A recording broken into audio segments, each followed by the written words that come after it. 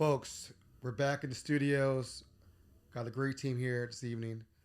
And I'm excited for this episode that's kind of coming out. This person I've been trying to get on the show for a while. She hit me up, was like, Aaron, I want to be on. And I was like, all right, cool. And then she was on another show, and I was like, all right, let's hold off for a little bit. And then we ran back into each other at a Visit Baltimore event. I was like, let's make it happen. So to me, she's one of the dopest artists in the state of Maryland. A dope muralist. When I'm talking about, like, she does some amazing work, and I'm honored to have her on the show. The next voice you will hear is Miss Jaz, all right? The NoPixAfterDark podcast is fueled by Zeke's Coffee. Have you tried their coffee yet? I'm telling you, there's something different about it. Maybe it's because they roast their beans in a fluid coffee roaster, which provides the most accurate roasting temperatures and made with love. You will just have to check it out for yourself and try their delicious food while you're at it. Open now for curbside service, online ordering, carry out, and they also do wholesale. Visit Zeke's Coffee at 4719 Hartford Road. Open Monday through Friday, 7 a.m. to 6 p.m. and Sunday, 8 to 5 p.m. Kitchen closes at 3 p.m. or visit Zeke'sCoffee.com and you too can be fueled by Zeke's. Are you or someone you love in need of mental health support? For All Seasons is now offering same-day therapy appointments with no wait list. Through the For All Seasons Open Access program, you can walk in for mental health services and begin therapy in the same visit. For All Seasons accepts all insurances and provides financial assistance if you need it. For therapy, psychiatry, or victim support, we have appointments available today. Call For All Seasons 410-822-1018. Welcome to the NoPixAfterDark podcast. I'm your host, Aaron Dante. Folks, you know I always bring the heavy hitters in. And no other. I got a big-time artist, muralist, doing so many things in the city of Baltimore, Maryland, all over. And again, I'm so happy to have her on. Miss Jaz, how you doing today? How's it going? Thanks for having me. Thanks for coming out, hanging out with me for a little bit this evening. Yeah, excited to be here. Are you happy to be on the show? Yeah, it's very excited. Cool, because you were busy. You were one of the busiest people I know. So I appreciate you making time to hang out and just kick it with me for the evening and talk a little bit about you. Have my audience learn a little bit about what you got going on, who you are, and how you got to where you are right now, and why you are so very community focused. We'll bring it all in one big bow. Awesome. So are you originally from Maryland? I'm not originally from Maryland. Okay, where are you from? That is a long answer. Okay. I was born on the West Coast. I lived in Israel for a while, and I've been in Baltimore for 10 years. Gotcha. Yeah. Okay, so when you were moving all over, West Coast, Israel, whatnot, were you into art when you were a young age, or was that something cool? Like, how'd you get into art as a young age? Tell us that. My parents like to say that I drew before I could read. So I walked around basically with a sketchbook before I could read real books. So it was just it's just always the most natural way for me to process the world. Wow, that's I've heard a lot of artists say that. They're like, we were drawing before we were writing it. Yeah, so that's really cool. Was there anybody in your family that was an artist?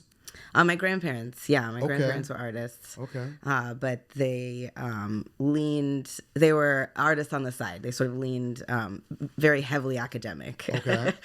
So I was a little bit worried when I officially decided that I was going to go to art school that there would be a little pushback. Okay, so when that were you doing were you winning arts awards in high school? Yeah.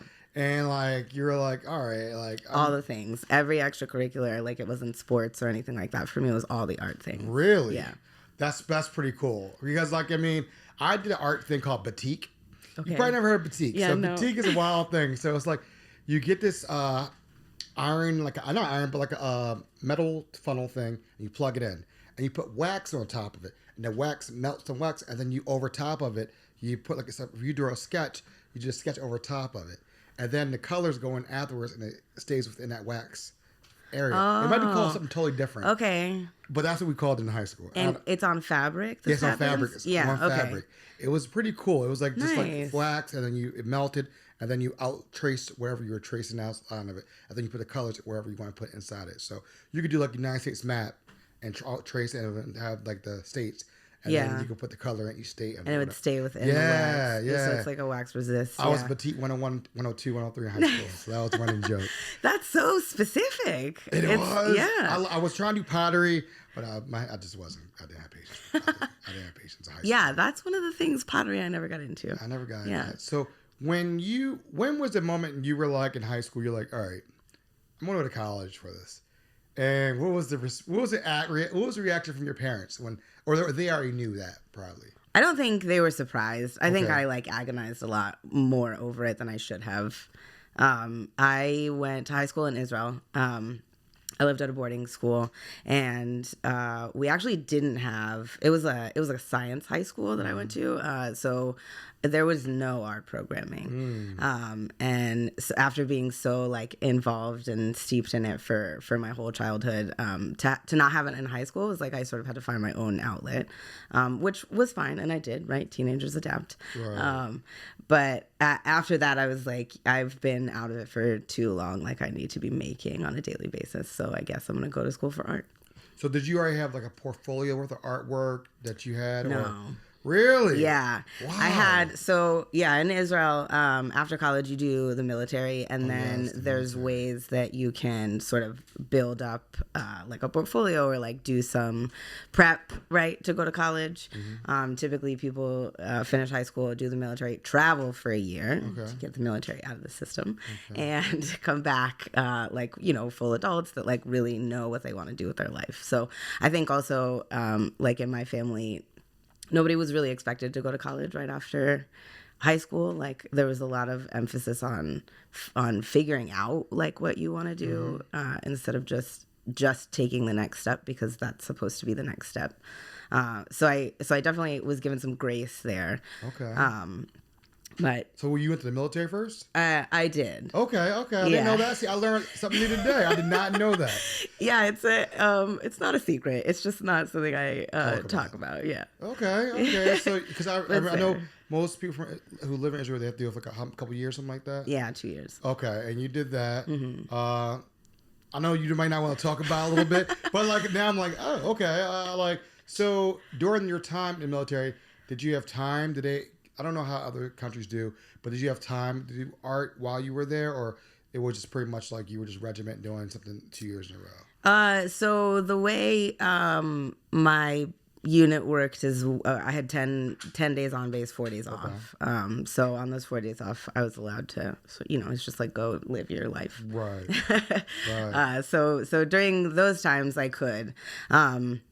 But I was also like living in a very barren apartment with another, my best friend, but also another soldier in a different unit, and we weren't always home at the same time. And so like, the fridge is empty, right? There's no I didn't have a buildup of art supplies or anything like that. But I think being without it for so long definitely made the choice easier to go into it professionally. Okay, so military is over. You did your 2 years. Yeah. Where'd you end up going to college for art or school? So I went to a university called Shenkar in Israel for a year. Okay. And then I transferred to Micah, which is... That's where we're getting to that. Now we got to Baltimore. Yeah, we're getting there. I want to make sure everybody gets the story trail how we get here, because I think it's very important that it shapes everything about the background of the person. And you learn a little bit more like, oh, wow, okay, I knew that, but I didn't really know that. So how'd you find out about Micah? How'd you find out Micah being over Israel? Like, how'd that even connection make? So when I first moved to Israel, I was 15. My family stayed in New Jersey. Okay. But my family is Israeli, so like I spoke Hebrew before I spoke English. It wasn't a big transition for me. I have more family there than I do in the States. But so it wasn't a big transition. But I think I had never planned to move back to the States. That wasn't part of my life path at the time. But I fell in love with an American who had a son. Now I have a stepson, and he was very young at the time. And I decided that I wanted to move back to the States to be part of his life. And we're a very blended family. His mother was planning on moving to the DC area. And so that's sort of just the range of or I guess geographical range of schools that I was looking for. So I was looking at the Corcoran and MICA, really. Okay. Yeah. Got in MICA. Yep. You're like, all right, this is it. It's like, how did it feel like the first semester, second semester? What was it, awakening? Like, I mean, you're now in a pool of a whole bunch of ballers. Like, you're a baller yourself, but there's a whole bunch of artists that are ballers right now. Like, how it was was that? definitely intimidating, but I think I really didn't consider how much like culture shock there would be. I moved to Baltimore in 2013. I was 23, right? I'm going to school with kids who are 18, right? Who don't, haven't, you're just not, you haven't experienced a lot, right? So I felt, one, it was intimidating. It was the only school I applied to. If I didn't get in, I was just going to stay at Chincal for another year and try again. And once I got in, I don't think imposter syndrome, but that like anxiety of knowing that I was going to be older and knowing that there were going to be different expectations and that the workload was probably going to be much more intense, was definitely challenges that I knew I was going to face, but happy to accept them. No, so when you came over, like, so when you started school, what type of art was your style in the beginning? Like, because everybody has styles. Everybody like, and then maybe it might change up a little bit. What was your style? Like, were you an abstract drawer? Were you a drawer? You drew people? Like, what was your thing? Like, what was your thing? I was very conceptual. Okay, conceptual. Okay. I was very conceptual. So no figures, nothing like that. Like when you would look at my work, it's very layered, right? But not necessarily in like medium, but in concept, right? Okay. I would do very simple things with like the least amount of materials, but I was and still am very interested in that sort of space. So as an artist, you work with a lot of different materials, right? Especially till you find the one that speaks to you. But all of those materials, like along the way, speak different languages, right? Like you have to unpack what they want to be, how they want to exist in the world. And so a lot of my work dealt just with the nature of materiality. Oh, wow. So you're at MICA, you're doing your thing. I mean, when did you realize at MICA that you were like, I'm here, like I'm like I can hang. I'm rolling with these young kids or whoever may be young adults. Like you were like, I belong here. Like when was that moment? You said you were a little intimidated, but when was that moment you were like, I belong here? This is where I think so. I transferred, okay. And so that also sort of puts you in a different pool of students, right? And our orientation was for transfer students, and so I think earlier on than I expected, I found my community at MICA. Sure. So as far as like feeling like I had made a right choice and that I like had arrived, I think that happened earlier on. Okay. Because I was able to find my community of like, maybe older and even veteran students. So it was really nice. So did you start doing murals in college, or was that something later? Just something a little later on? So I studied sculpture. Okay. I went in studying for printmaking, and then my printmaking professors told me that my work was really sculptural and that I should try to take some sculpture classes. And then I took one class and I was like, yes, this is my language. And I changed to sculpture. And I did a lot of work with concrete and with wood. So again, like a lot of materiality. I was not a painter. If you knew me in college, you would know that I hated painting class. It wasn't a material that was speaking to me. And we weren't speaking the same language, and so my paintings weren't coming out like I wanted them to, and I just like there wasn't a groove there for me.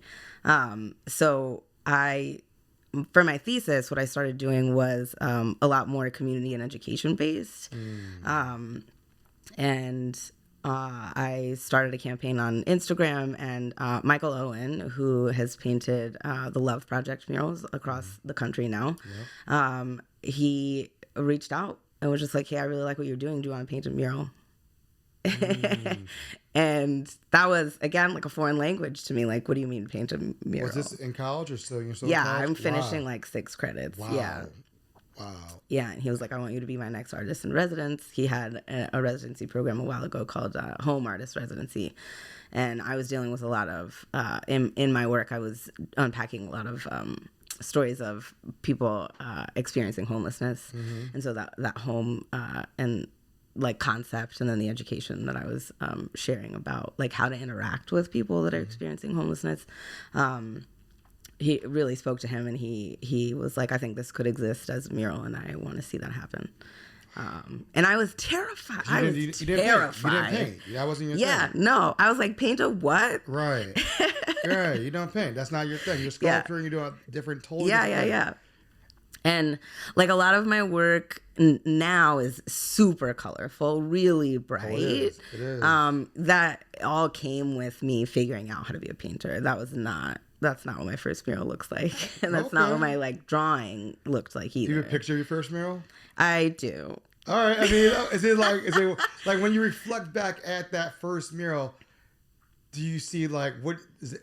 What we always say with stages of where you like I was like when I look at my first podcast, I'm like, all right, I'm horrified to hear my voice. I'm horrified. That was the first stage of things. Now I'm looking at this like, damn, it's totally different from I've grown.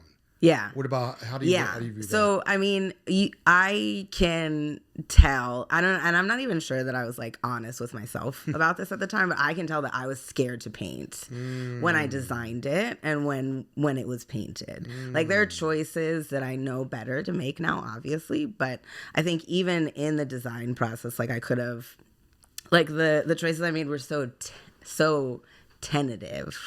The choices I make are like they're very like timid choices. Like the first mural I did is called it's on Eastern Avenue in Highlandtown. It's called What Is Home. It says What Is Home really big on the front, but it's like the side of a building on Eastern, so it goes back into like a parking lot now. And it's mostly text based. So what I did was I just sort of sat in Highlandtown for a couple months and had conversations with people about what home means to them, right? And this came out of a larger project, a photo project of mine called Be More Homeless, which is basically that educational component of like telling people stories. I love that. I never knew that. Thank you. Thank you for explaining that.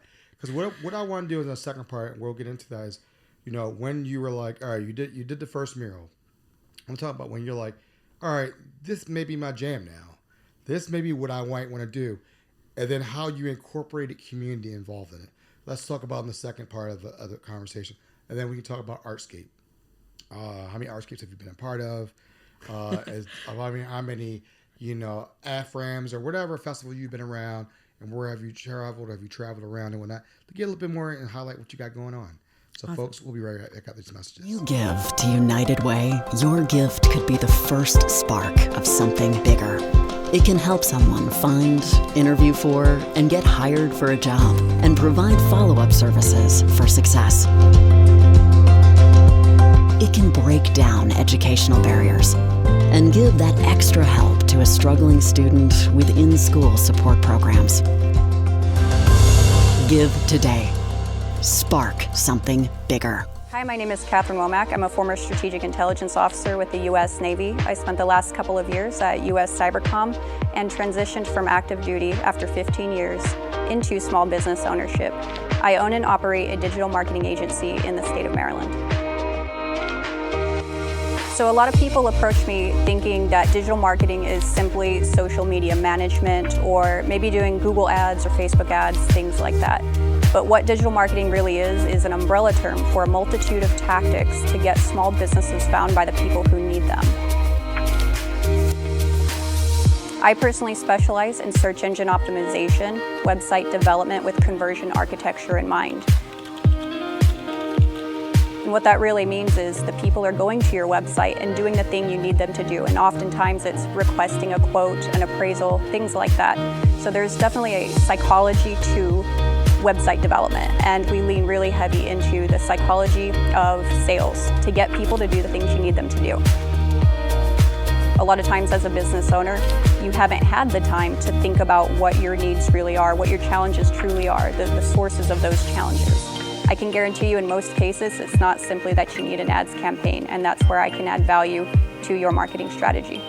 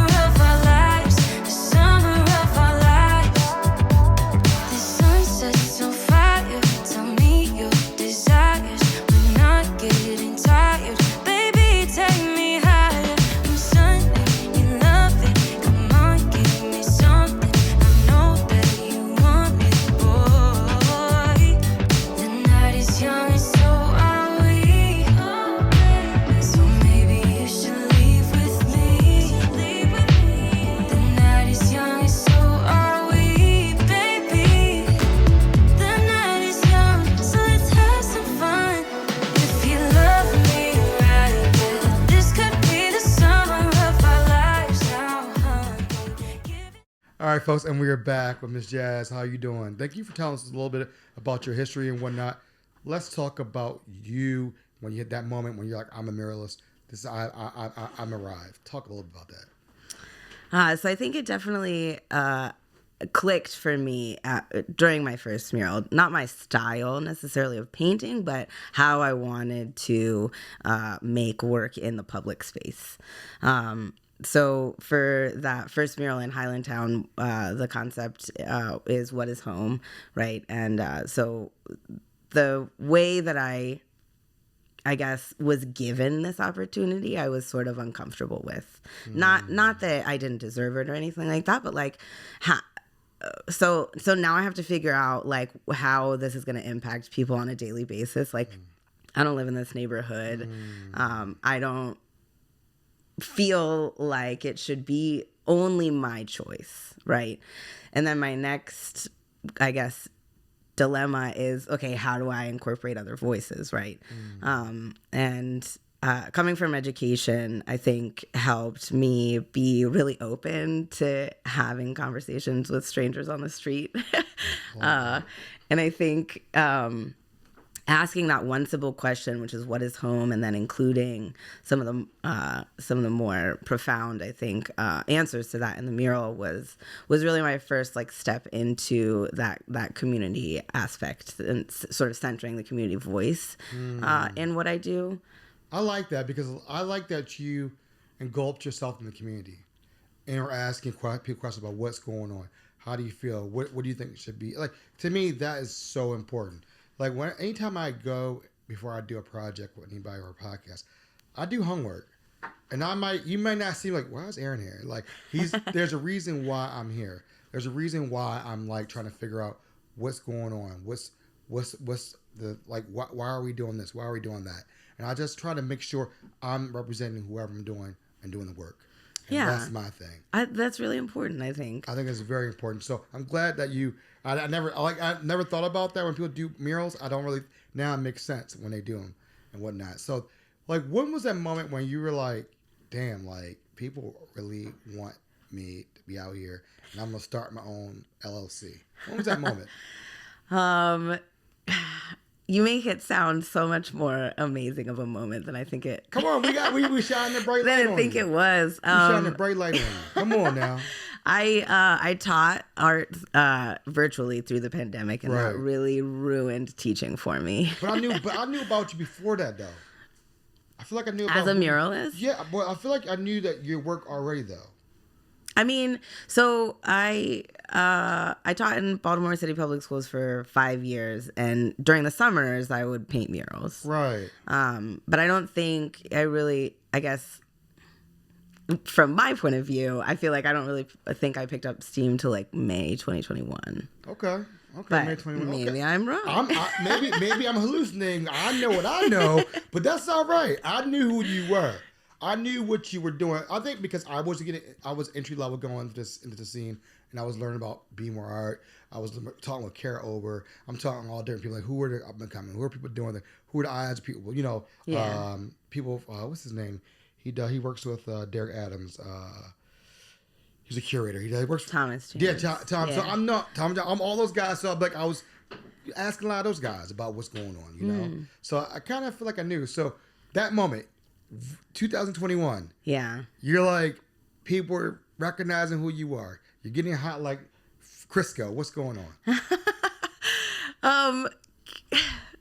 I feel like I just keep making, right? Okay. Like, you just keep going.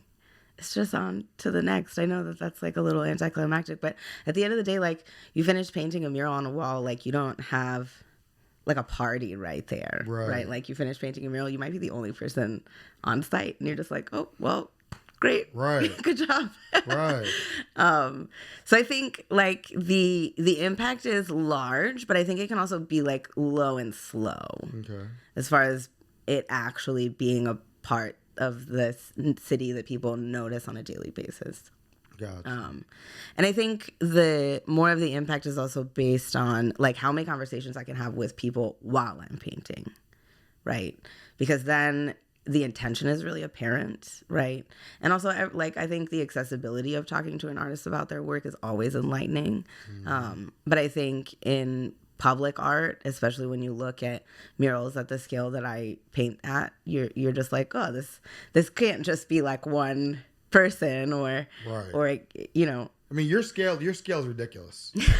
So like when you so when you got asked to do work for Artscape this year, scale that was ridiculous. Yeah. I mean, and then Tanya Miller, shout out Tanya Miller for everything she does. She was updated every day. Now I saw you up there. It's like, God, like, yeah. How do you even picture that?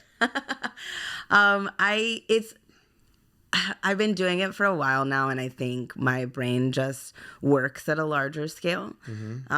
It's a lot more difficult for me to design small pieces.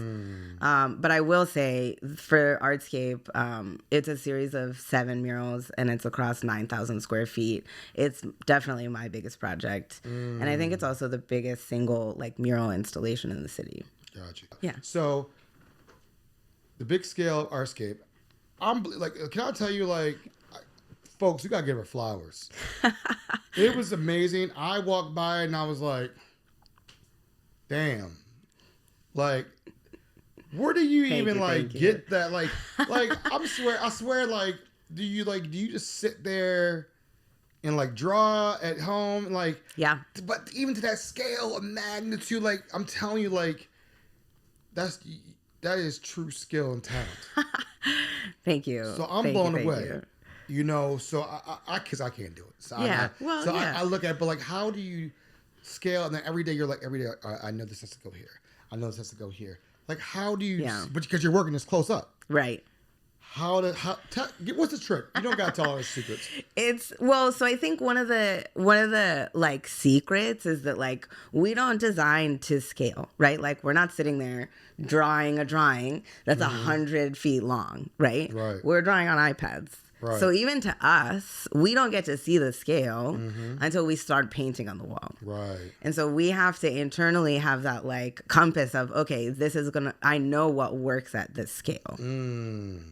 So that's definitely part of it. Okay. And there's, as far as conceptualizing, that was really difficult. But I was very thankful for the challenge. I've always wanted to move into like a little bit more of a placemaking situation.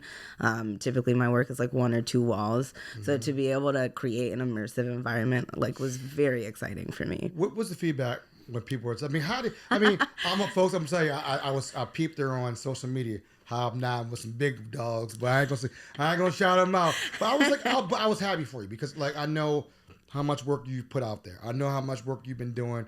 Yeah. I'm happy that you're being recognized for what you're doing. That's what's all about. Thank you. Yeah. And like when you got recognized by those people in the room, how did it feel? Like, did you feel like, Mama, I made it, or was it like, you know, is it like, you know what? The work's not done. We still on that trail. So I think it was maybe not a Mama I made it moment, but like, you know, when those things happen and you're like reassured that you're on the right path. Right. I think it was one of those moments. Definitely the work isn't done. I think from an art organizing standpoint, it's wonderful to see such influential people using their platform to support the arts. And I'm really happy to see the progression. We can do better. Right. So, like, besides Artscape, do you do other festivals, and which ones have you done in the past? So I haven't actually participated in any. Okay. I'm thinking. I don't think so. Okay. Any like things around the city or anything like that we can drive around and check out some of your work? Oh, I mean, I have a lot of. Yeah, we'll talk about that. Yeah. Okay. We'll talk about that. It's your day to shine. We're here for you. I think, yeah. I have you want me to talk about murals in the city? Yeah. What you got? Because I want people to drive around like, I recognize her work. Okay, so basically, I think if you drive around the city and you see big, like pitch black hands, you can pretty much guarantee that it's a mural of mine. Why is that? Is that your signature? It's one of the sort of motifs that I play with. Okay. I call them ancestral hands. They hold a lot of like time and space, which is why they're pitch black instead of like a skin tone. And they help me talk about Baltimore's history. And when I put them in situations, like there's a mural on Greenmount on the side of Herman's Discount that says "Only love grows here," and it's a big black hand like tossing flowers. And I think the point to drive home with that is that history is always with us, right? We have to understand the things that have shaped our lives, the things that have shaped our city, so that we can figure out how to fix it, right? Or how to improve it, how to make it better, or how to put our own twist on it, right? Like leaving your mark is a lot more than just painting a wall or spraying your name on a wall, right? Like leaving a mark means lasting impact, right? So it also helps me talk about legacy in that way. I like that. And Baltimore has a rich history, of artists and whatnot, and that's really cool that you really you really understand it. You understand what's going on and whatnot. Where can we see you? You got something big going up. Let's talk about that. Yes. October 21st, you got something big going on. Yes. Tell us what you have going on, please. Break it down. I love it. October 21st. Yeah, 2023. 2023. Yes, we are less than a month out. Yes. The festival is called Brush-Mural Fest. Okay. I am co-producing it with artists Saba Hamidi and Jessica Langley. We are presenting basically a hyper-local festival. Okay. Typically, mural festivals are open maybe nationally or internationally, and I think it's really exciting and great to see that. But I also think that some of the work that's put in those communities from artists that are not part of those communities is very like there's a disconnect between those spaces and those pieces. And so what we wanted to do is produce a mural festival that highlighted only Baltimore artists, so hyper local. We've also focused on female identifying and non-binary artists, so giving us a chance to give them their flowers. I love it. So yeah, we have 5 murals going up across the city. We've been fully funded by MSAC and PNC. Wow. And so yeah, we're very excited. We have lots of amazing artists.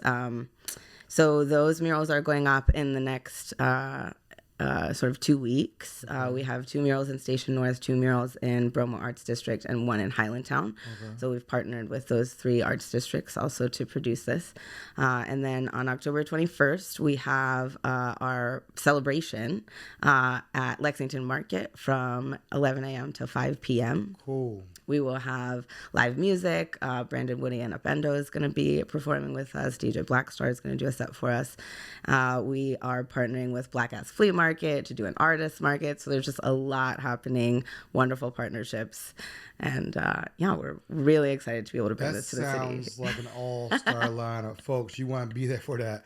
That's a deep lineup right there. Yes. That's who's who. You got... And Brandon Willie's a friend of the show. Yes. He's been on a couple. We've done a couple live shows. So that's really, really dope that you're doing that. Yeah. What was the inspiration behind it? Like, was it just like, was this something like you just wanted like, hey, let's do something like this? How far back did you guys to plan this? I think June last year we actually solidified the founding team, and we were like, okay, let's try and get some money to do this, and let's see how it goes.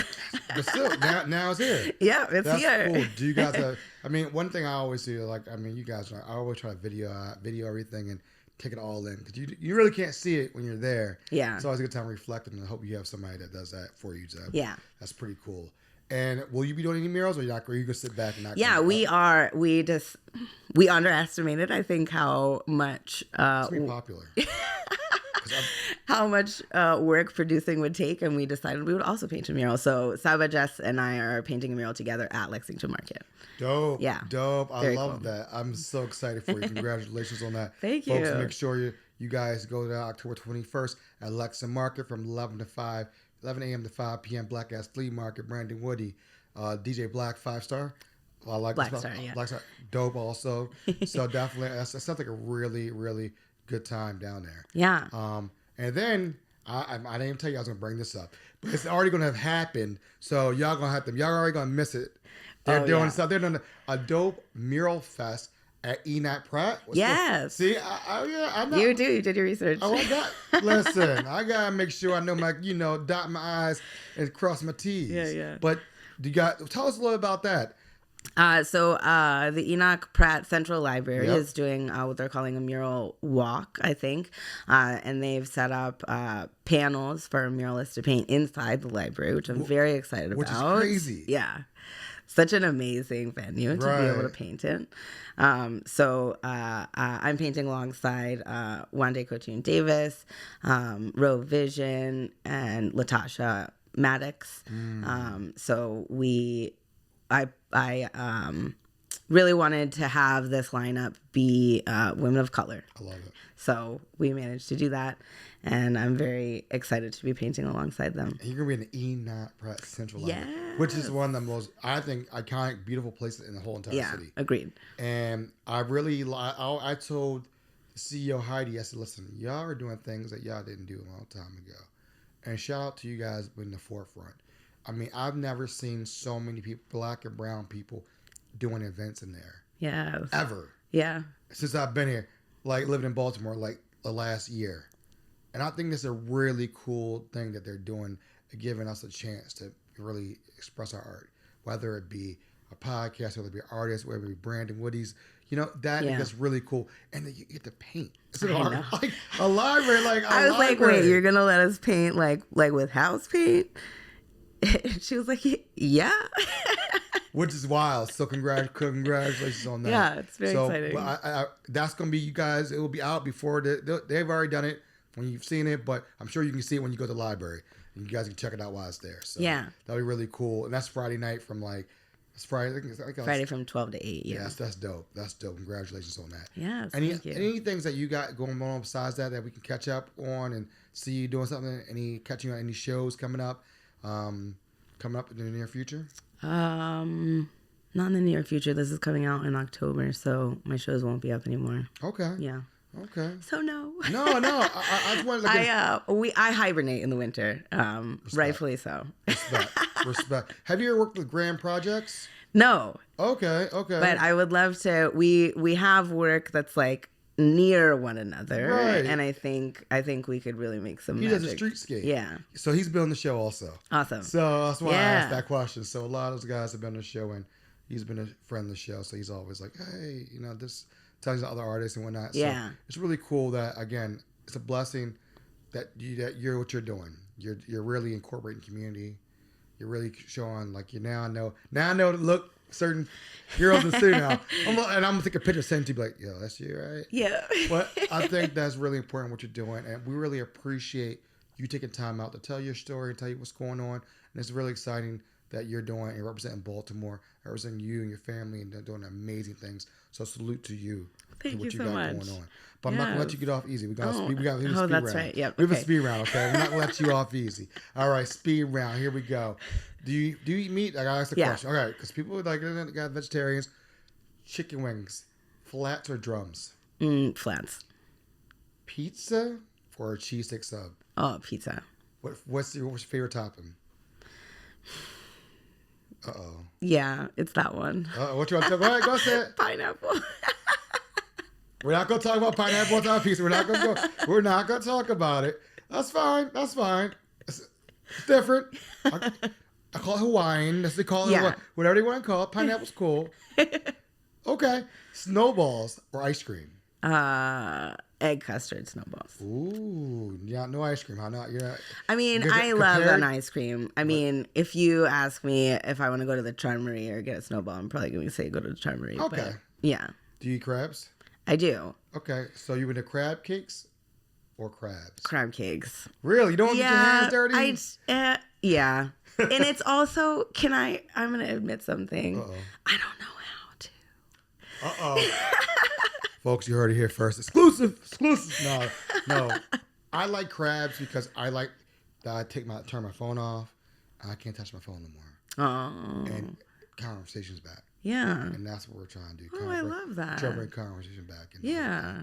I think that's very important. Conversation. So that's something we're doing. And then what song or music genre do you like when you're out there and you're about to like go out there? Like I listen to Tupac like back before I do like a major thing. Is there anything that gets you in the vibe for it to do some work? Yeah. What's that? It's old school disco. Okay. Is it ABBA or is it? It's like Donna Summer. Okay. Yeah. Okay. I like dun dun dun dun dun. Yep. Dun, okay. So I think there's this bar in Baltimore that does play a lot of disco. I think Mount Royal. Don't they? I think. Royal Tavern, Mountain, the new one. Yeah, Royal Blue. Royal Blue, yeah. I've been hearing about it. I haven't been there. Oh, no? Nah. I have a mural in their building. See. I think I saw that on IG too. Has IG really helped you out? People find out who you are? 100. It's where I get the most exposure and the most clients. Like, it's ridiculous. I love it. I love to hear it. Where can we find you on social media? Where can we find you? Email you. Are you doing TikTok? I don't know what people do. No, Instagram is enough for me to handle. Gotcha. It's Jaz_Erenberg. My website is jazerenberg.com. Everything's real easy. Just look me up. It's Jaz. Thank you for your time. Thank you. Appreciate hanging out on NoPixAfterDark podcast.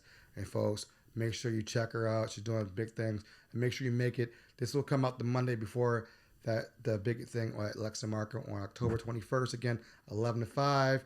It will be DJ Blackstar. It will be 5 different muralists. Yeah. 5 different muralists will be there. Also, it will be Brandon Woody, Black Ass Flea Market will be there, and more. So, Can't wait. Please go out and support your artists. And it's free to go and check it out. Why not? Yeah. Join us. All right, folks. Love, peace. We're out. Never seen so many riches in my life.